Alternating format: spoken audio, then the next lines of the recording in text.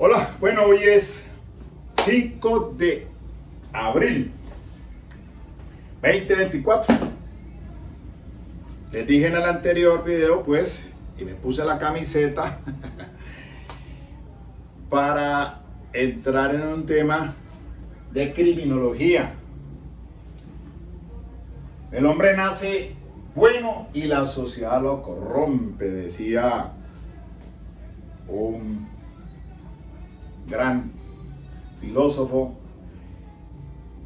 nacido en Ginebra, Suiza, en 1712, fallecido en Francia en 1778. El famoso escritor, el contrato social, todos esos temas que los que les gusta y les encanta el tema de todo lo que dio pie a las grandes revoluciones, sobre todo la Revolución Francesa, 1789. París, bueno, Ginebra. Es que me trae el recuerdo en mi memoria porque, muy brevemente, Ginebra, espectacular, Suiza. He ido varias veces, he tenido la oportunidad y cada vez que tengo esa satisfacción de ir a esa parte, voy a la tumba de el gran filósofo español Miguel de Cervet. Allí está su tumba o su estatua en Ginebra, Suiza, de gran pensador español, médico, bueno, un tipo de libre pensamiento que fue muerto en la hoguera por orden de Juan Calvino. Esa es otra historia, pero hay una estatua en una población cercana a Ginebra, Annamesse, Francia, unos 15 minutos. Se pronuncia, pues quítele la E, Amma. Tengo dificultad para pronunciarlo, pero aquí es Francia, ya en la frontera con Suiza.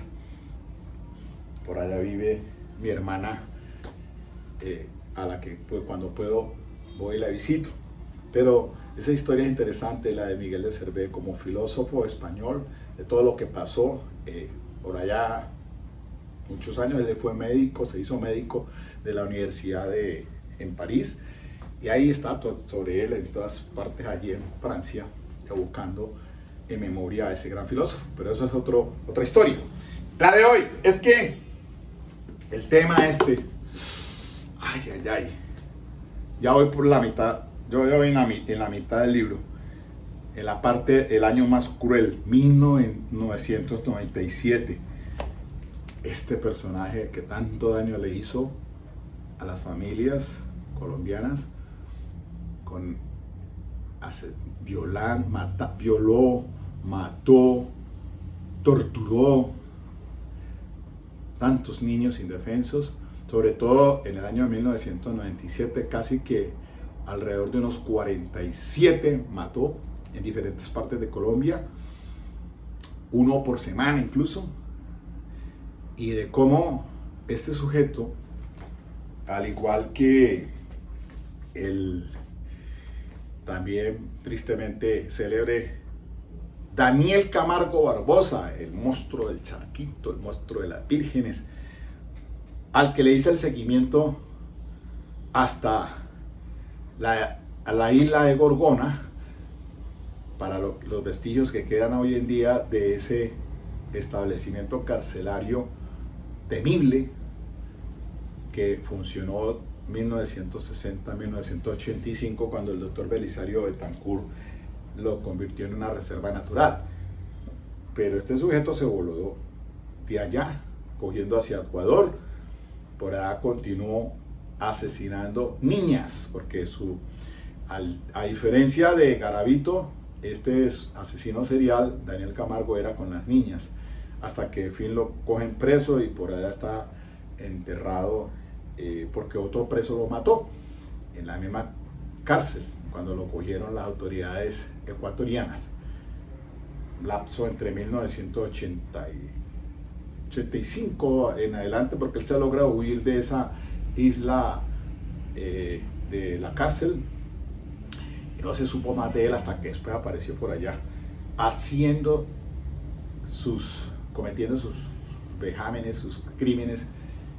Y esa es la historia de hoy entonces que traigo, porque como digamos que en mi posición yo soy abogado, pues sí, mi énfasis ha sido, por mis primeros estudios fueron en criminología, pues también me encanta el derecho penal y he hecho esas dos partes ahí, no más solamente derecho penal como una especialización, todo aquí en la Universidad Santiago de Cali. Valga la cuña para mi Universidad Santiago de Cali. Y entonces pues me di a la tarea y dije, yo voy a revisar esto porque es un tema supremamente interesante y que me trae unos recuerdos cuando estaba haciendo pues mi maestría en criminología, que fueron 4 semestres, lo único que existía en la Universidad Santiago de Cali. Después de que terminé, yo hice pregrado 1979-1983, al 84 fue que me vinculé en la institución de la Policía Nacional, a la cual aprecio mucho, y allí fue que empecé a escalafonar desde los cargos de sustanciador, secretario, pues, auditor de guerra, juez penal militar, hasta fiscal penal militar durante 20 años. Es una trayectoria que logré, y ahí incluso me gradué fue después, en 1984, porque para ingresar a la policía en ese entonces, en esos cargos no eran otros requisitos y alcancé a pasar por concurso. Y entonces, es que me ha llamado mucho la atención. Decía que en los estudios que adelantamos en la Universidad Santiago de Cali, con esos profesores tan bien calificados en el tema de esto del Instituto de Criminología y de Ciencias Forenses, Universidad Santiago de Cali, Instituto de Criminología, Ciencias Penales y Penitenciarias. Hoy en día no existe. Ahí aparece egresados 1993 y aparecen algunos compañeros, hay muchos que todavía existen. Acá hay grandes profesores, por ejemplo, acá está Marco Antonio Mancana. Un saludo al doctor Marco Antonio Mancana, ya está pensionado, salió de la Universidad Santiago de Cali. Está varios allí, incluso veo aquí al doctor Rojas, Edgar Rojas, experto en criminalística, ya falleció creo. Bueno, ahí hay otros y muchos más, de los cuales bebí de esas fuentes en diferentes temas, porque la criminología que se dio en esos 4 semestres, pero no sé si hoy en día existen, seguramente debe haber universidades que en Colombia, no sé si tengan el pénsul exclusivamente en criminología, porque usted termina pregrado y hace una especialización en derecho penal. Derecho penal tiene, pues, solamente se limita al tema del derecho penal, y aquí es donde voy a entrar a explicar. Una cosa es el derecho penal y otra cosa es la criminología, para que a ustedes les gusta este tema. Criminalística es otro tema también. Todo va y confluye, pues obviamente son parte general en temas del derecho penal. El derecho penal estudia el delito en sentido legal. Su campo es el análisis de las normas definitorias de ciertas conductas como hechos punibles. Nullum crimen nulla pena sine lege. Nulo es el crimen, nula es la pena si no está establecida en la ley. Entonces, por esa razón, el Código Penal, la ley 599 de 2000 es el código de pena nuestro. El homicidio agravado, el homicidio del feminicidio, el hurto, etc. Está tipificado. El que mate a otro incurre en prisión de tanto a tanto. Voy a hablar en estos términos así, no solamente técnicos, sino también popular, para que la gente que está viendo este YouTube, en este canal, pues puedan comprender mejor y darse a la idea. Entonces, el derecho penal, pues solamente se refiere al tema y al estudio de la norma. Tipicidad estrictamente, tipicidad, o sea, el estudio de la norma. Lo que el legislativo, el Congreso, cuando expide la ley, entonces dice el delito, y ahí hay un catálogo de infinidad de delitos que existen en Colombia. esencial. Todos los que más, pues uno a diario se encuentra, que el homicidio, que el hurto, que las lesiones personales. Bueno, hay delitos en general, como hay delitos especiales cometidos por funcionarios públicos, etcétera, etcétera. Mientras que la criminología, por su parte, estudia el fenómeno social de la desviación, con énfasis en la criminalidad. Trata de comprender el fenómeno social de la desviación. Se dan unas recomendaciones para lograr un manejo adecuado para proteger la sociedad. Yo por aquí tengo, entre otros, este libro, valga la cuña aquí pues para el doctor Jorge Restrepo Fontalvo, Criminología con un enfoque humanístico, y allí entonces es que he sacado pues esa definición para que vamos cayendo en la nota. Pero cuando estaba por allá, entonces en la universidad haciendo la maestría, pues para estudiar esta vaina del derecho penal, pues uno, cuando hacemos la especialización en derecho penal, pues empiezan cuando le dicen teoría del delito, eso lo ves en pregrado, pero apenas le dan un barniz así, tra. Queda usted que, mejor dicho, si no profundiza, quedó así, más o menos, le dan un barnicito ahí. Si va a la especialización, entonces allá, ahí sí lo coges como. Entonces hay que estudiar teoría del delito 1, teoría del delito 2, y empiezas entonces primero con las escuelas y los esquemas del delito. Entonces ya más moderno, entonces hablamos de la escuela clásica, Carrara, que es la escuela positiva. Aquí viene entonces este gran médico, psiquiatra, escritor, criminólogo, ensayista y profesor universitario, Ezequiel Marco Lombroso, su seudónimo César Lombroso, nacido en Verona, Italia, 1835, y fallecido en Turín, 1909. Si ustedes tienen la oportunidad un día, vayan a Italia, porque yo, después de Colombia, Italia. A mí me encanta Italia, darse uno la vuelta por Roma, por Florencia, por Venecia, pero no solo eso, porque a usted lo llevan en un tour solamente a esas principales ciudades. Pero lo llevan a usted, pues sí, que Roma, que Florencia, que Venecia, pero hay otras ciudades como esta de Verona, donde está la historia de Romeo y Julieta. Ustedes saben muy bien, ese gran dramaturgo Shakespeare, William Shakespeare, la historia tan espectacular de Romeo y Julieta. Bueno, ahí se da en Verona, y allá existe un coliseo, creo que hasta más antiguo que el mismo romano, el de Roma, pero está el coliseo que hoy en día sirve allá para presentaciones artísticas. Pero esta ciudad de Verona es espectacular, y muy cerca allí, porque como Italia se divide en diferentes zonas, la Lombardía, que la Lazio, que entonces son por regiones, la de Roma, la Lazio, la de arriba por el Piemonte, entonces encuentras a Milán, dicen ellos pronuncian Milano, no, es Milán, Turín, Turino, Verona, etcétera. Entonces, allí nace este señor médico en Verona, y a raíz de él funda la escuela Criminología Positivista, la nueva escuela.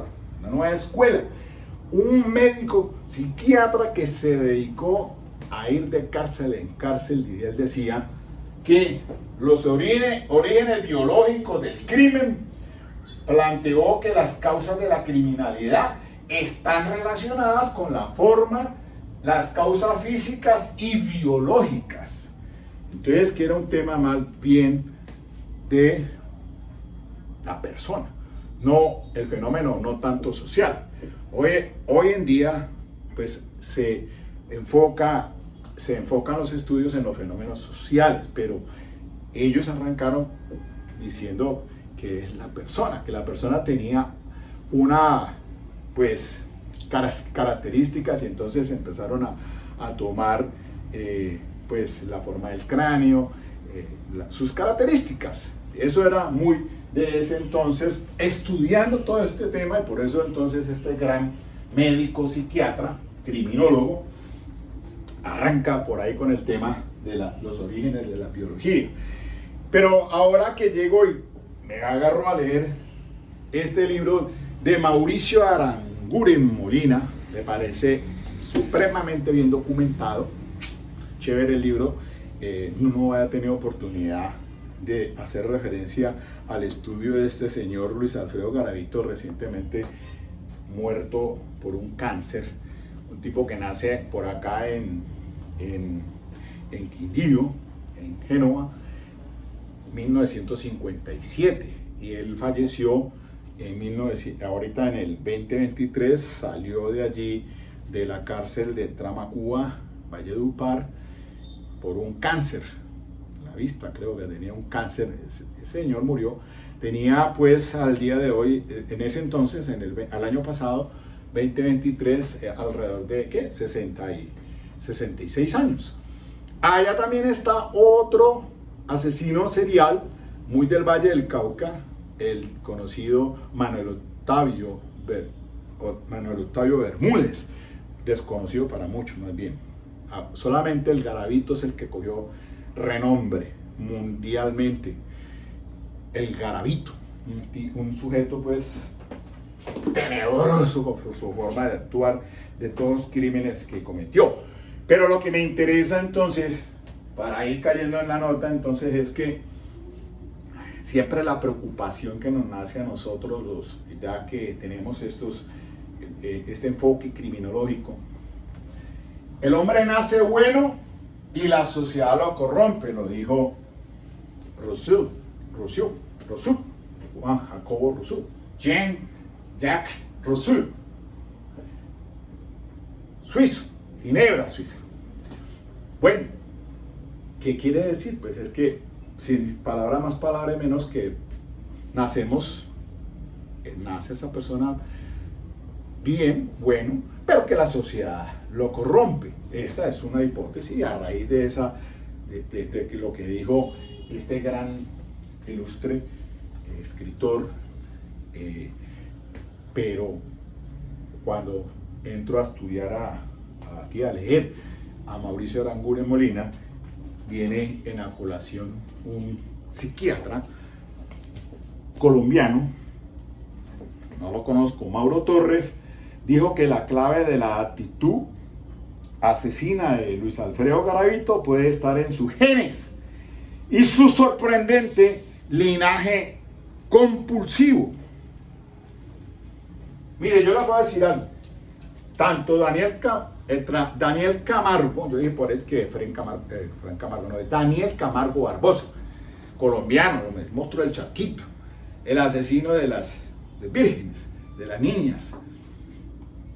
Se dice que el tipo tenía un coeficiente intelectual por encima del promedio, que se daba la lectura en el penal, y el tipo pues todo lo que leía lo aprendía, lo consumía, y hasta hablaba otros idiomas, al punto que él pudo lograr salir de allá. No se sabe cómo rayos se voló de esa isla llena de tiburones por todos lados, pero que fue de allá, se huyó, porque en esa cárcel, con el documental que yo hice, que está en YouTube, la cárcel, esa prisión funcionaba, era con base en tenían hornos, bueno, no había energía eléctrica, simplemente entonces había que salir a recoger madera.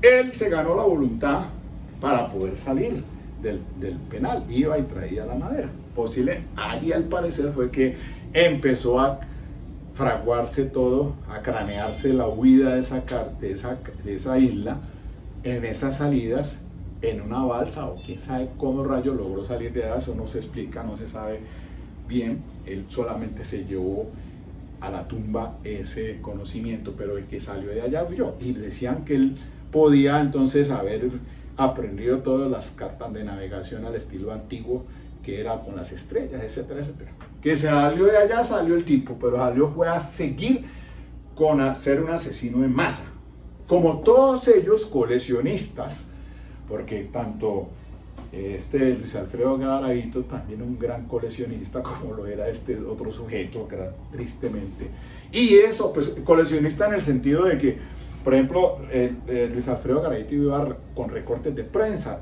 entonces se iba metiendo en un maletín. Eso permitió pues después verificar y corroborar, además de las confesiones que ya hiciera este sujeto ante la fiscalía cuando fue capturado.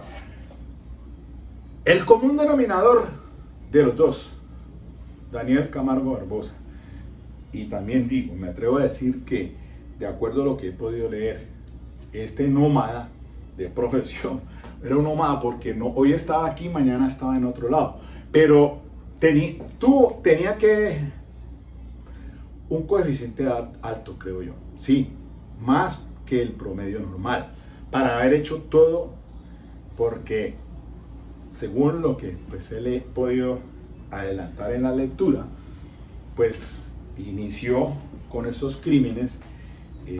Primero que todo, él rompe relaciones con su familia debido al maltrato del papá y que al parecer había sido objeto de una violación también por otra persona, y que tenía un modus operandi frente a los crímenes que cometía que podía decirse pues que obedecía a esa forma en que había sido también violado, porque los cuerpos que se encontraron pues lamentablemente eran mutilados, torturados. Miren que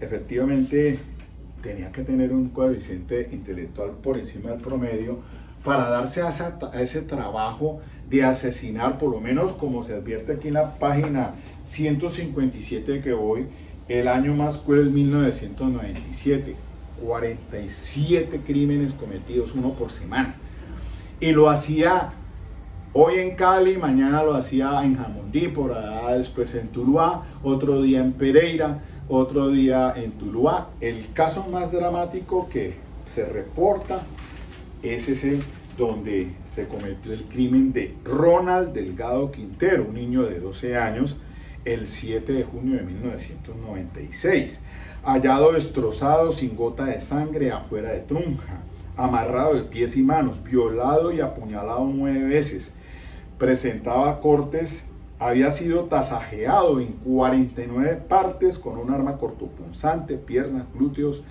brazos y espaldas. Tenía un marco de sello, un sello que tenía, que era el decapitar, el cercenar el pene y colocárselo en la boca. Tenía un complejo de inferioridad porque pues de inclinación homosexual, y entonces esa es una particularidad que leo allí sobre este asesino serial. Y a raíz de eso entonces por allá se libró orden de captura finalmente el 13 de enero de 1997.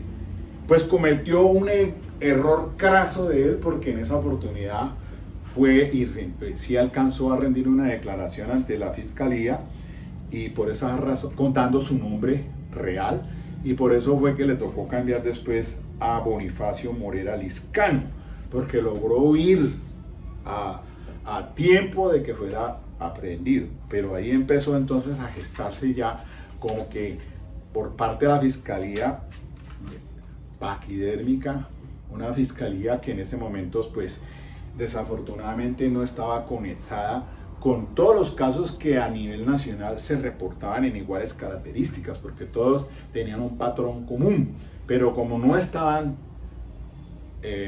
pues contextualizadas, sistematizadas, era una fiscalía local, entonces eso no permitió pues por lo menos establecer un patrón de ubicación de este sujeto, y solamente cuando se expide la orden de captura y aparece una foto, un retrato hablado en un periódico, en el BEA, en esa prensa.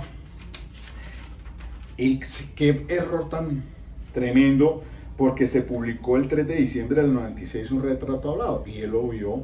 Al verlo, pues inmediatamente cambia su estrategia. Un sujeto que primero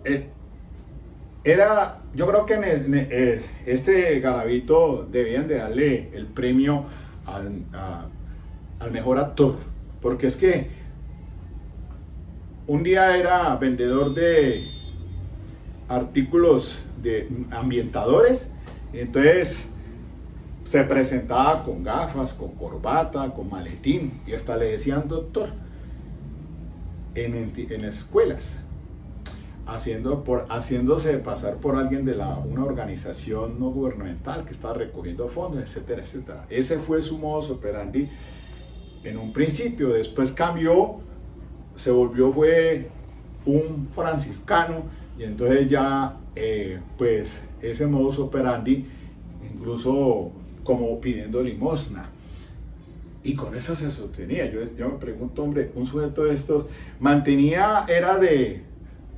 viviendo de hoteles de mala muerte, en otros hoteles, en varios diferentes hoteles de mala muerte, pues obviamente que eso le daba su condición para su modus operandi, porque solamente una vez llevó un menor a un hotel, pero él sabía, un tipo que era extremadamente inteligente, sabía que todos los delitos que se cometían los hizo en lugares apartados, cañaduzales, como aquí en el Valle del Cauca hay muchos cañaduzales, y ese fue uno de los modus operandi también de Manuel Octavio Bermúdez. No se sabe si fue imitador de Luis Alfredo Garavito, porque entre otras cosas con los estudios de perfil, los perfiladores dieron con la captura de Manuel Octavio Bermúdez a raíz de que se contaba con la detención ya de Luis Alfredo Garavito para el año 1999, un cabo de la policía.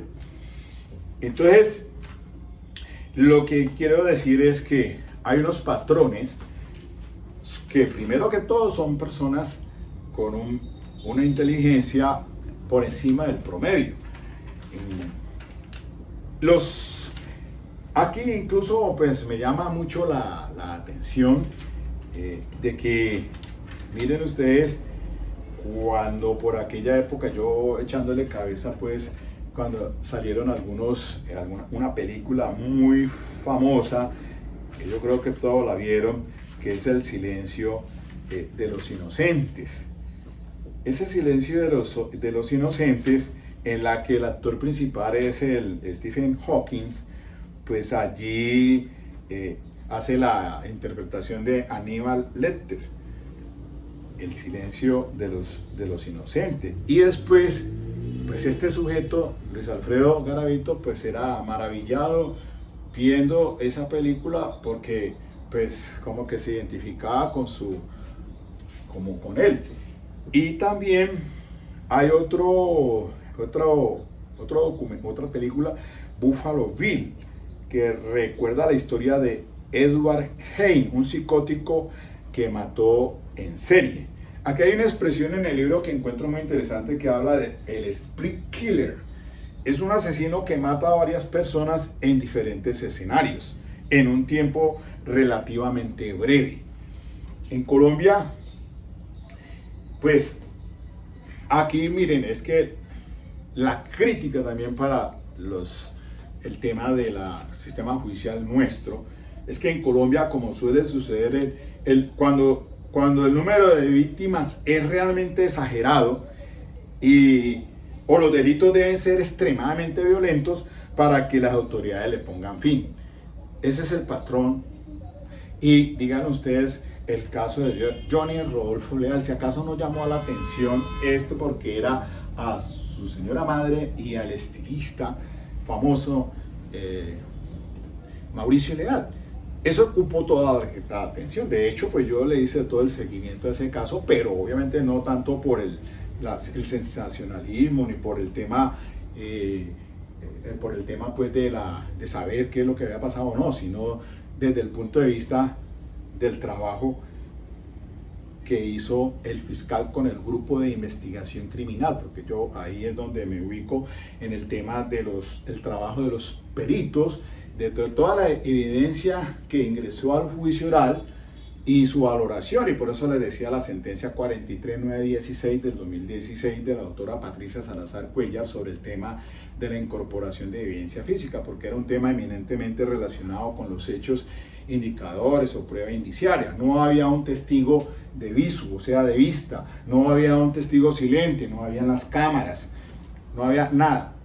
Era la palabra de Johnny Rodolfo Leal contra la de la autoridad. Pero ahí es donde uno se pregunta, bueno, y le he dicho yo ese análisis también, porque si Mauricio Leal no hubiera sido apuñaleado, sino presuntamente apareciera ahorcado, otro cuento hubiera sido aquí frente a la investigación que abordó el fiscal, porque al fiscal le costó mucho trabajo, obviamente, que edificar en juicio oral. Por eso es que, claro, la fiscal ahora nueva, la doctora Luz Adriana Camargo Garzón, que le deseo éxitos en su nuevo cargo, del 2024 hasta el 2028, reemplaza a Barbosa, pero pues que llega diciendo con pie derecho que capacitará a sus fiscales en juicios y por ahí también en el tema de la tecnología de punta o de avanzada respecto a las investigaciones, porque a mí sí me causa pues mucha tristeza que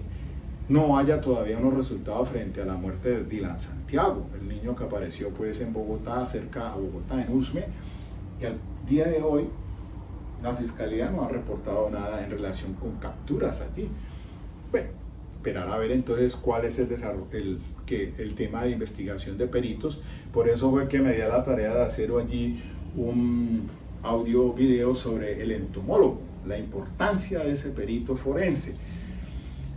Miren que entonces, claro, es que este señor, Alfredo Garavito, tenía una fijación mental.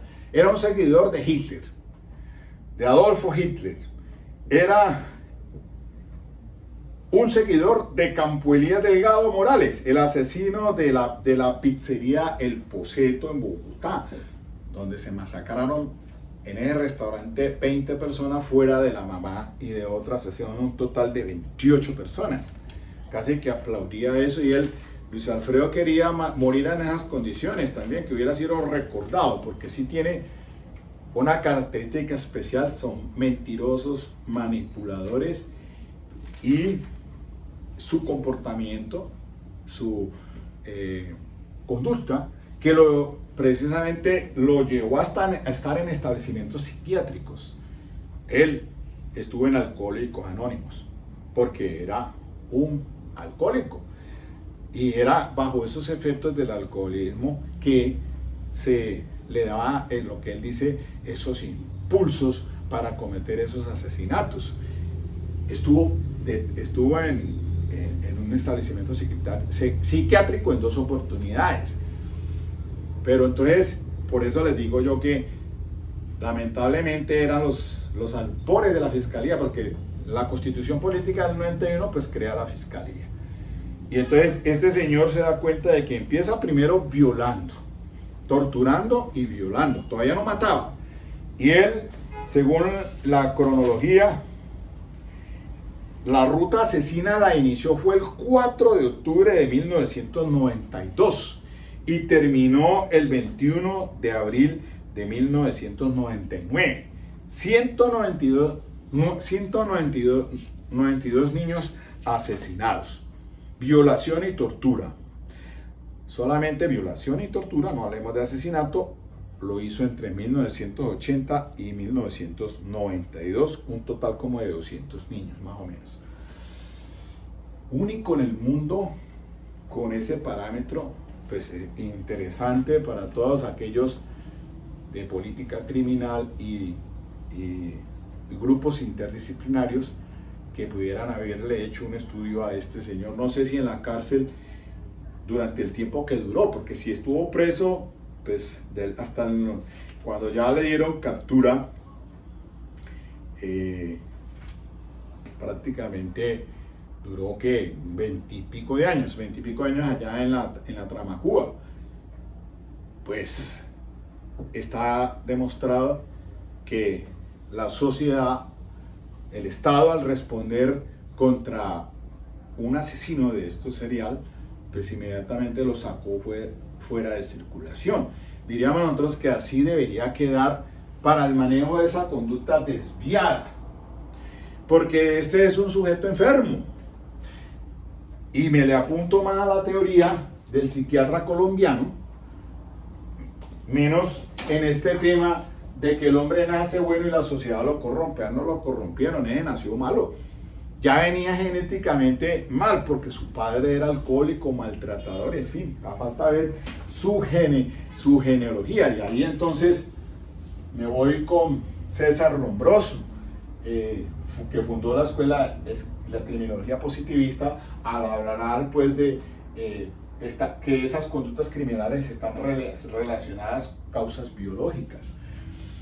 Es un tema muy interesante, no sé, pues es algo mejor criterio, no sé, pues mi posición es, al hacerle ya un estudio de varios años con este canal que tengo y hacerle seguimiento a estas conductas criminales, uno dice, debe existir un patrón, porque pues Daniel Camargo, pues también si vamos a revisar, sí, él también fue violado, que la madre lo vestía como una niña, y entonces después tuvo mujer y hasta esa mujer le ayudaba para que asesinara a unas niñas. Pero bueno, ese era un patrón, un asesino serial también, pero decir que entonces fue que la sociedad fue la que lo llevó a eso. ¿Cuántos niños, personas no han sido violadas, pero no se vuelven unos criminales? Ese no es un patrón. Pues esto viene más por otro lado. Este sujeto, pues, de Luis Alfredo Gareito me refiero, al hacer el análisis pues, de lo que está, hasta donde voy con la lectura, que me ha parecido supremamente interesante, no solamente por lo que acá se documenta, es que se documenta no solamente temas de las fallas en cuanto a la justicia, que al fin dieron con la captura de este señor y que si no fuera porque confesó, quién sabe si al día de hoy hubiesen dado con la ubicación de tantos niños por ahí que dejó, que encontraban cadáveres de estos niños en la ruta asesina, en esos lugares deshabitados. Solamente hubo 2 niños que se salvaron. Y de aquí dan cuenta de ellos. Miren ustedes, lo tengo aquí como dato importante. Se trata de John Iván Sabogal, de 12 años. Se salvó sin recibir un rasguño y dio origen a su captura. Brandy Ferney Bernal Álvarez, de 16 años. Su relato es muy escalofriante, caramba, sí, claro que sí, pecado con ese jovencito. Y él salió libre. Se recuperó el muchacho, pero en fin, se salvó. Pero no por ello vamos a decir que este va a ser un asesino serial. Y miren que todas las investigaciones, lamentablemente en ese entonces, cuando daban lugar a la intervención de la autoridad que encontraban el cadáver del menor, pues ya el asesino no estaba riéndose, muerto de la risa en otro sitio, viendo la inoperancia de la justicia, eludiéndolos. Ya él estaba de antemano, sabía, era un tipo extremadamente inteligente, al punto que cuando estuvo por una lesión lastimado en el pie, ahí sí no salió a cometer sus fechorías, porque obviamente no tenía la condición anímica suficiente para someter a su víctima, y lo sabía muy bien. Entonces el sujeto logró eludir a la justicia hasta cuando al fin lograron darle esa captura, y que, como les digo, si no se va de confeso, pues a lo mejor que hubiese quedado una historia sin contar. Que esa me parece a mí importantísimo, es que la historia no se repita. Pero miren, erradamente, ¿sabe cuántas personas capturaron pensando que era Garavito o era el autor? Porque las autoridades a veces quieren dar un positivo y se cometen las mayores injusticias. De allí que se dan captura a una persona, hasta pagan una condena injustamente de un delito que no han cometido. Erróneamente responsable se encontró a Pedro Pablo Ramírez, alias Pechuga, víctima de Luis Alfredo, porque lo confundieron con él porque tenía los ojos claros. Y según pues en cada parte donde se cometían los hechos, dígase usted, por ejemplo, se había capturado también en Pereira por otro asesinato de esa misma índole.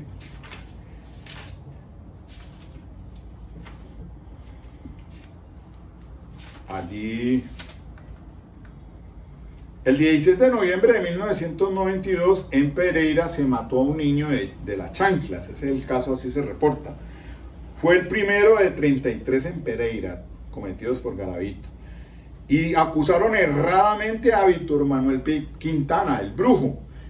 Lo mataron otros presos cuando llegó a la cárcel, porque violador que llegue a la cárcel, violador que matan.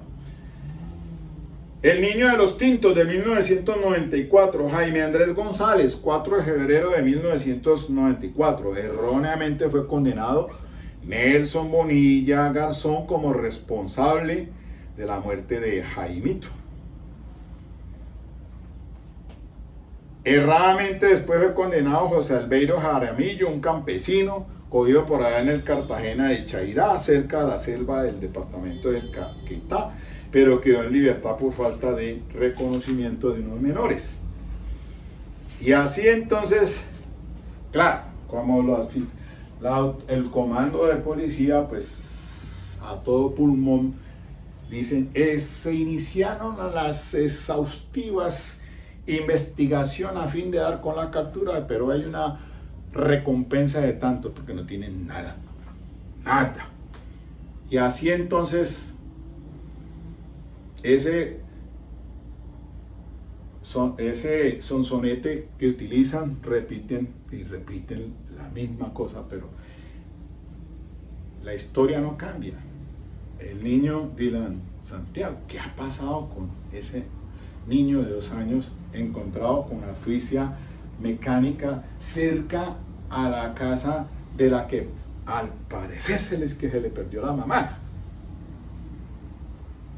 Y entonces, si hablamos de derecho penal, ahora de la posición de garante, ¿de dónde está? Si los padres tienen que responder por las conductas que cometen en los hijos, al menos diríamos, bueno, ya no es responsable de la muerte, que ella le causó la muerte, pero yo creería que la presión de la fiscalía debería empezar con la mamá, sus allegados. Pero bueno, dejando ese tema a un lado, miren ustedes que realmente este caso de Luis Alfredo Garavito, pues no puede pasar a la historia así nomás como así. Ni el caso puede echarse, tampoco se olvida, la historia se repite y se olvida Daniel Camargo Barbosa. Y es que no solamente los asesinos seriales son colombianos, no, colombianos hay muchos, ha habido muchos. Por solamente mencionar aquí, solamente a Luis Alfredo Garavito, a Manuel Octavio Bermúdez, que es el monstruo de los Cañados, ¿sabes? Que hoy aún vive y está pagando de la condena donde estaba en la Tramacúa con Garavito, Daniel Camargo Barbosa, pero hubo muchos más. Por aquí tengo un dato muy interesante también en este libro, que lo pongo en consideración, porque pues uno dice, mire, asesinos seriales. Ese caso del Buffalo Bill, ese señor que un asesino psicótico, le encontraban hasta calaveras como ceniceros. Él hacía en la película, ustedes la pueden ver también. Esa película fue espeluznante ver que se hacía. Pues como él tenía esa inclinación perversa de quitar la piel y hacer con esa piel de mujeres pues un vestido, una chaleco, bueno, en fin.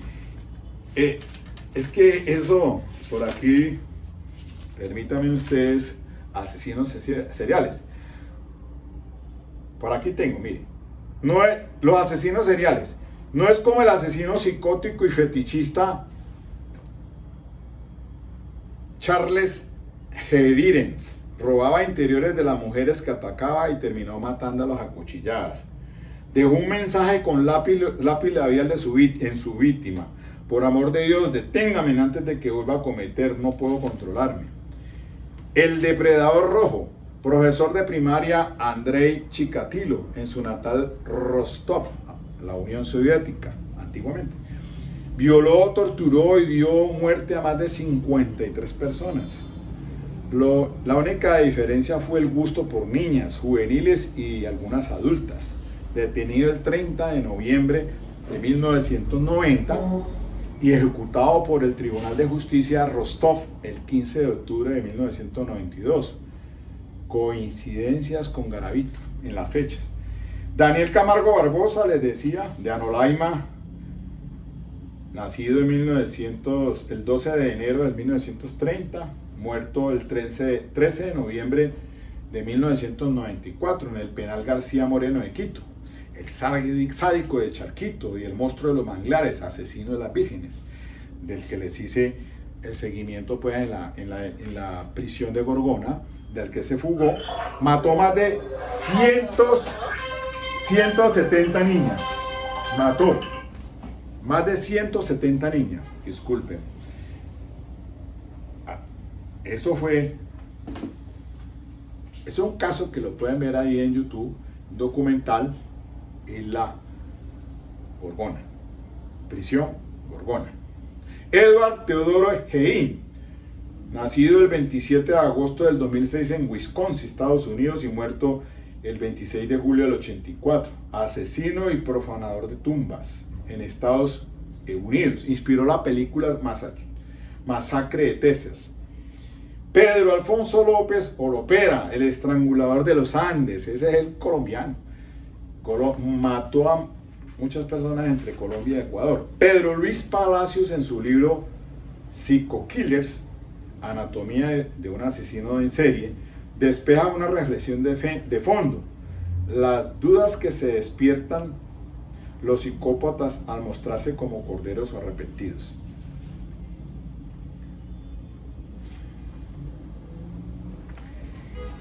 Ya para cerrar entonces esta primera fase de este documental de criminología, evoco como una regla la de Sigmund Freud, el padre del psicoanálisis, que dice: todo aquello que se reprime consciente o inconscientemente vuelve a aparecer tarde o temprano bajo otra forma, generalmente patológica, y su aspecto no suele ser grave, decía Freud. Sigmund Freud, austriaco judío, nacido en 1856 y falleció en Londres en 1939. Según eso, Luis Alfredo Garavito comenzó a acumular rencor hacia su padre, envidia hacia sus compañeros, necesidad de afecto y cuestionamiento de sus preferencias sexuales. Freud y sus alumnos más ortodoxos y rebeldes advierten sobre el ambiente restrictivo, confuso y represor de deseos como una posible incidencia para una futura sexualidad torcida, la cual, unida a la violencia tras el maltrato y la violación en la infancia, llevaría a una persona a sufrir graves enfermedades mentales, convirtiéndola en un psicópata. Pero en el caso de Luis Alfredo Garavito aflora un concepto revolucionario, que es la posibilidad de un comportamiento anormal producto de la compulsión adictiva, de la que les menciono acá anteriormente con el psiquiatra doctor Mauro Torres. Según los estudios del psiquiatra, alumno de Erich Fromm y conocido crítico de Sigmund Freud, a la vez uno de los pocos médicos del mundo que ha podido hablar con Garavito, la clave de la actitud asesina de Luis Alfredo Garavito puede estar en sus genes y su sorprendente linaje compulsivo. Según Torres, las compulsiones adictivas son hereditarias. De manera sorprendente, una familia con abuelos y tíos alcohólicos, adictos, compulsivos, surgen nietos alcohólicos y drogadictos, alcohólicos y asesinos, mitómanos, pirómanos, glotones, fumadores, alcohólicos y pedófilos, violadores, alcohólicos y boyeristas, etc.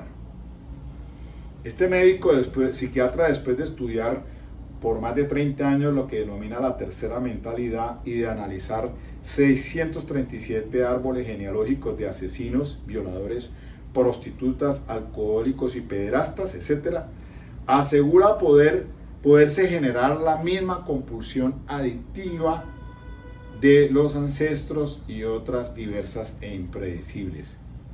Pero entonces, ¿cómo se heredan y cómo son en realidad? Las compulsiones adictivas múltiples e impredecibles se heredan al azar, consecuencia del exceso de alcohol al producirse una mutación genética y le abre el campo de transmisión de compulsiones. La compulsión es la fuerza interior que obliga a una persona a comportarse de una manera específica, y así lo hacía Luis Alfredo Garavito. Se tomaba un trago que era para él el que más utilizaba, y allí, una vez que estaba embriagado, era que le surgía esa compulsión. Es una compulsión por lo general anómala, es más poderosa que la voluntad y por tanto incontrolable. Para quienes la sufren es inexplicable y hasta diabólica. Yo tengo esta pregunta. Me mató a partir del 92, tenía 35 años. Fue condenado en 1999, detenido por más de 23 años cuando murió. ¿Qué pasó durante esos 23 años en la cárcel? ¿Cuál fue su comportamiento? No sé si habrán estudios de este señor durante ese tiempo, pero pues tengo entendido que, pues claro, él también, esa inclinación que decían que se había vuelto era evangélico, etcétera, etcétera, etcétera. Pero sin poder acceder a ese licor en la cárcel, falta ver entonces si no, o cómo manejaba esa ansiedad, o qué pasaba en su mente, su psiquis durante ese tiempo de aislamiento. Alejado de la sociedad, pero era una persona enferma como tal, que si volvía otra vez a la calle, continuaría otra vez con su comisión de asesinatos en masa.